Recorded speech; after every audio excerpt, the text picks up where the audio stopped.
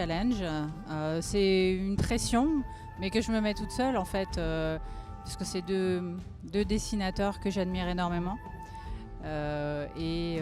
Rosinski m'a fait vibrer aussi adolescente avec Torgal, avec déjà La Complainte. Ensuite Delaby avec Murena et ses complaintes aussi. Voilà, c'était déjà du très haut niveau. Donc bon, je me plonge dedans avec mes moyens, ma façon de m'exprimer, en essayant d'être le plus fidèle possible à l'univers graphique qui a déjà été mis en place, à respecter toujours voilà, l'état d'esprit de cette série et à donner le meilleur de moi-même pour essayer de continuer sur la même lignée. Oui, parce que il faut repenser aussi qu'à l'époque où Rosinski a fait les premiers complaintes, les techniques de reproduction qui existaient en imprimerie ne permettaient pas de faire de la couleur directe comme ça. Je pense qu'il les referait aujourd'hui, il les ferait à la peinture directement, on aurait à nouveau cette patte-là. Donc effectivement, j'ai continué plus dans l'esprit de Philippe.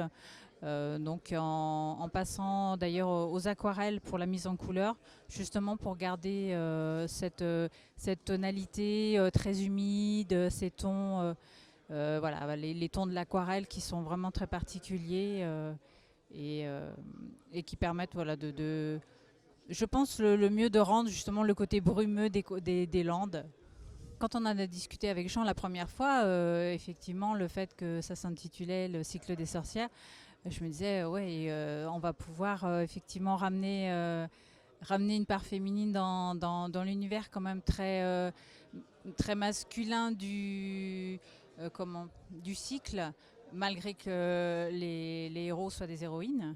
Hein, parce qu'il ne faut pas oublier que Siobhan, qui porte à elle toute seule le premier cycle, a effectivement un rôle très fort.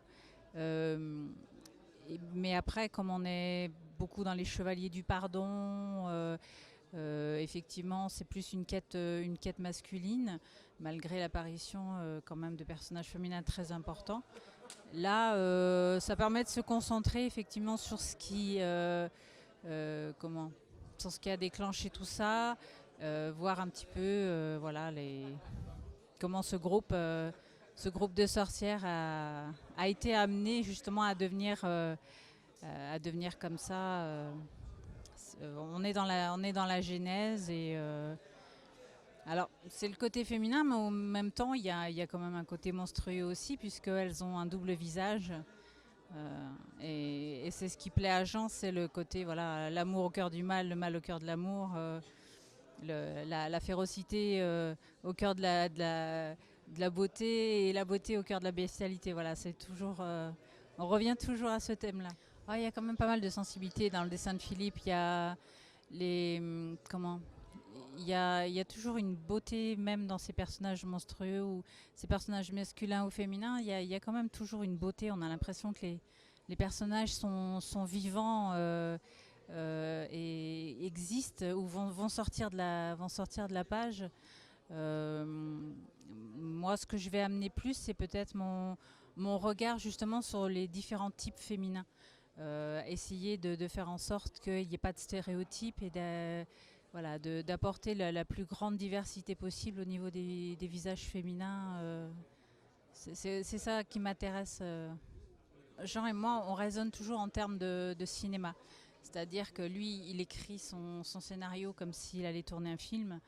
Et moi, j'aime réaliser mes pages comme si j'étais en train aussi de tourner un film. Donc, effectivement, je fais un casting. Quand je lis l'histoire, je me dis, ouais, tel acteur, telle actrice ou tel personnage de mon entourage collerait parfaitement à ce rôle-là.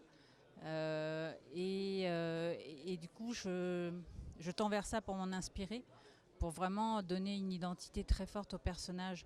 Après, effectivement, à force de le dessiner, on le remet à sa patte, on le remodifie en fonction de ses besoins, par exemple en vieillissant, en rajeunissant tel ou tel personnage.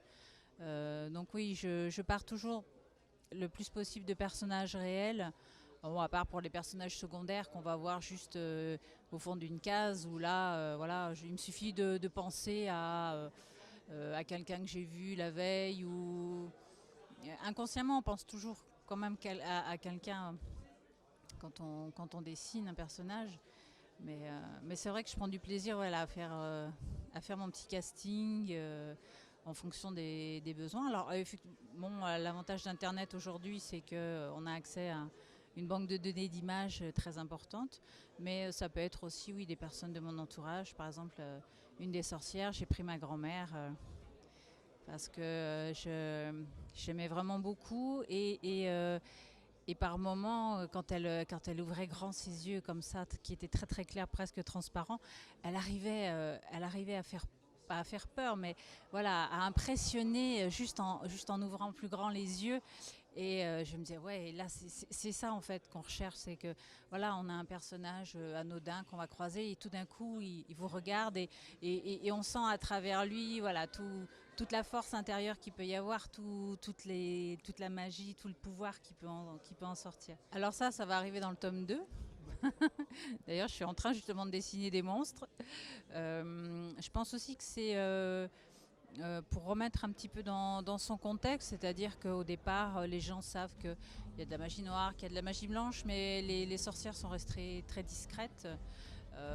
Font leurs petites affaires dans leur coin, officient dans les sous-sols, on le voit dans les sous-sols du château, elles font leurs petites réunions où elles commencent leurs alliances, ou par exemple comme on voit la mère d'Oriane qui sont planquées dans la forêt et qui justement sont très très discrètes sur tout ce qu'elles font. Elles ne veulent pas forcément attirer le regard vers eux, donc on ne voit pas beaucoup de manifestations. Il y en a un petit peu là, surtout sur cette scène-là où voilà, les personnages sont surpris. C'est la première fois qu'ils voient ce genre de choses. Et en fait, ça va monter crescendo, quoi. C'est-à-dire qu'il y a quelque chose qui va déclencher la colère des sorcières, qui va faire qu'elles vont sortir au grand jour. Et là, on va à nouveau passer dans le côté vraiment fantastique. Il y a des demandes qui émanent du scénariste, donc effectivement, on va dévier tout d'un coup de mobilier existant pour arriver à des choses un petit peu plus fantastiques, ne serait-ce que pour ramener le lecteur dans le fait que c'est pas une BD historique et qu'il ne faut pas qu'il soit surpris de temps en temps de voir arriver des choses.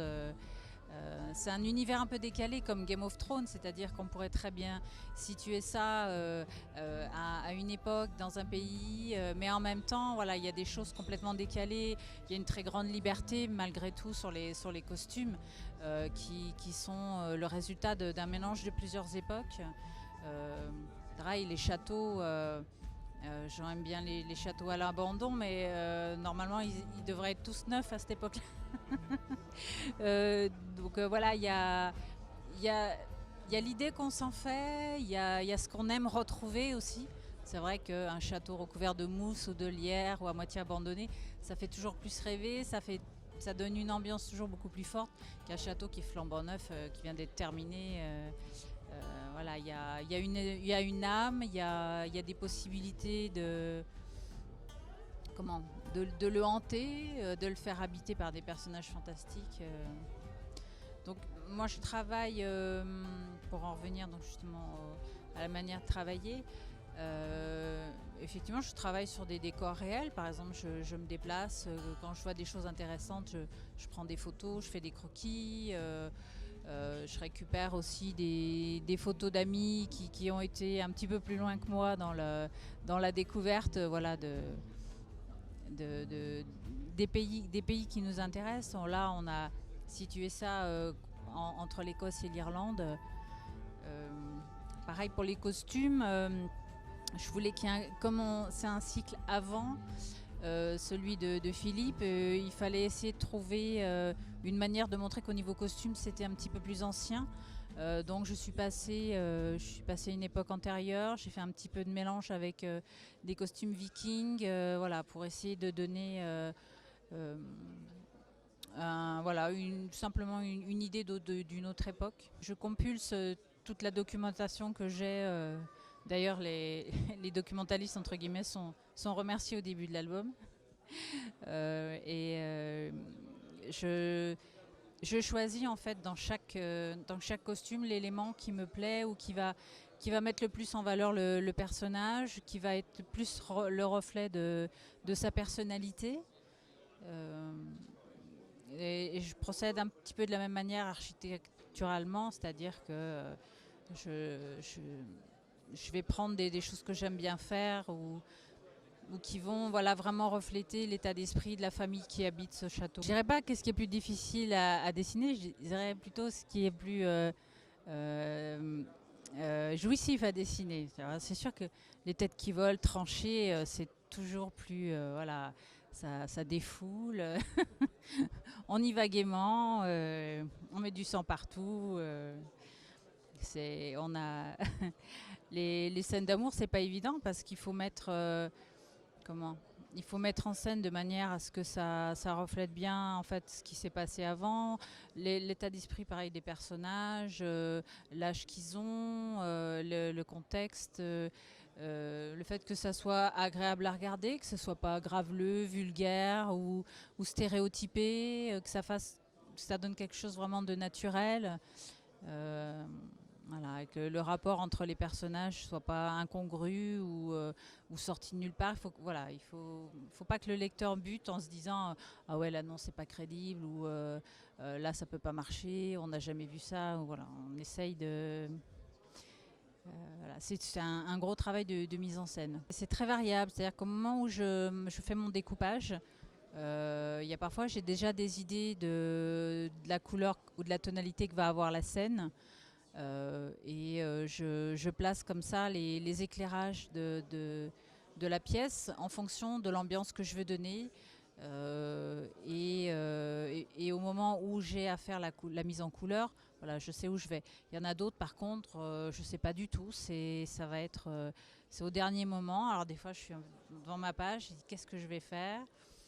Et puis, je vais regarder des photos, des peintures, des choses comme ça. Et puis, je vais avoir voilà, le coup de foudre pour une couleur, par exemple, ou l'association de deux couleurs. Je dis, tiens, ça serait bien d'associer ces deux couleurs. Et puis, je me lance, je fais mes fonds. Et petit à petit, voilà, la page se met en place. J'aime la couleur pour la couleur, donc autant qu'il y en ait. Si c'est pour faire un truc tout gris, autant à ce moment-là travailler uniquement en noir et blanc. J'aime bien quand la couleur raconte quelque chose, qu'elle me donne une ambiance. On va dire que chaque univers, chaque personnage a son code de couleur. Moi, ça me permet aussi de trouver plus facilement des idées, puisque je sais que tout ce qui se passe chez tel personnage, ça va être dans les rouges, chez tel autre, ça va être dans les verts. Donner un code couleur vestimentaire aussi aux familles pour les différencier les unes des autres. Et puis, quand chaque scène a sa tonalité de couleur, c'est aussi plus facile pour le lecteur. Quand il feuillette l'album, il se rend vite compte de combien de temps il passe à un endroit, combien de temps il passe à un autre. Euh, et voilà, et du coup, ça donne effectivement des tonalités très variées. Je veux pas.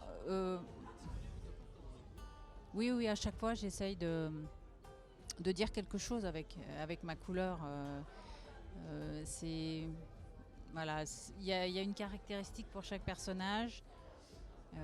C'est un code que je mets à chaque fois en place, justement pour pouvoir trouver des idées plus facilement après. Quand j'ai mon code couleur qui est prêt, je n'ai pas à me poser la question, dire voilà, ça c'est un sous-fifre de telle famille, donc forcément il va être dans un camailleux de rouge. Donc, alors le rouge sera moins pétant que le rouge du prince, mais on va vers ce dégradé-là. Pareil, telle famille est en bleu, le personnage principal il va avoir un bleu très soutenu. Voilà, les serviteurs ils seront en bleu, mais un petit peu en dessous. Voilà, à chaque fois il y a cette déclinaison-là qui permet visuellement d'avoir un univers cohérent. Euh, et, euh, et pour moi aussi pas d'aller plus vite, mais voilà, de me poser moins de questions au moment de la réalisation. Oui.